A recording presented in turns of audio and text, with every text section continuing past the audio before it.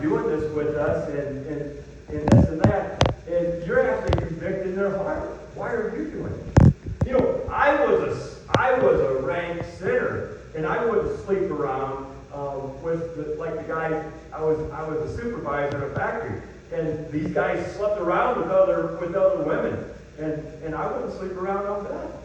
And I would go to the tavern and I'd drink with them, but I wouldn't go sleep around. And I was even ostracized from them. Why? Because I'm not doing it, so they can't hold anything against me here. So, and we're doing something. And shortly after, that was the worst thing I ever did, to go to that tavern and drink with these people, because all of a sudden, just a little bit of morality. We're talking about the Masonic morality. They have the Bible there for their moral, but Jesus isn't that moral of the Bible there. It's actually higher in the list who's their moral. But anyway, and so we go on, and they take some morals. The sinner takes some morals. I know people who are very moral people, very moral people. They don't hurt anybody. Gandhi was very moral, but he was a rank sinner.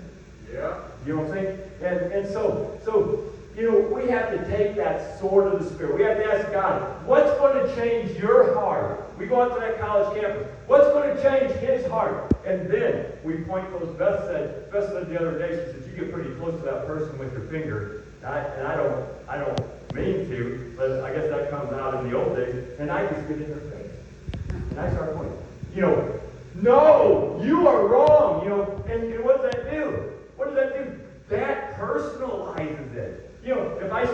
If I say, no, you're wrong, Jesus is the way to truth. But if I say, you are wrong, that personalizes it. We need to personalize it to these people. Yeah. And that's what cuts their heart.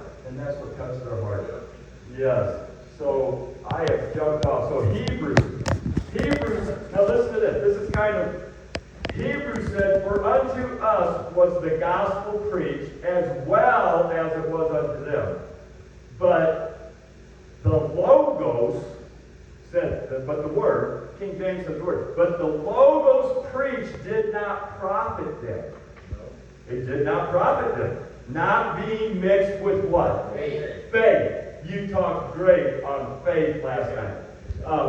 Not mixed with faith. Until that faith comes in, it is not rhema. The rhema, and I don't know the specifics between logos and rhema, but what I do know is it seems like logos is the spoken word, and then the rhema, when we kind of grab onto that word, it changes our lives. Yeah. It changes it. We need to get the rhema word into our lives to change our life, and we want that logos to be rhema to those people. Now, everybody knows that Jesus loves them and God has a plan for their life.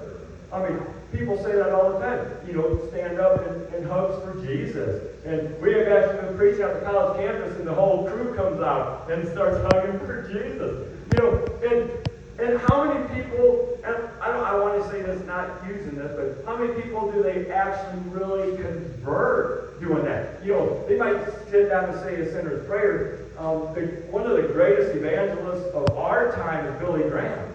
And he will say that 20%, only 20% of those that came forward in his crusade were in church a year later.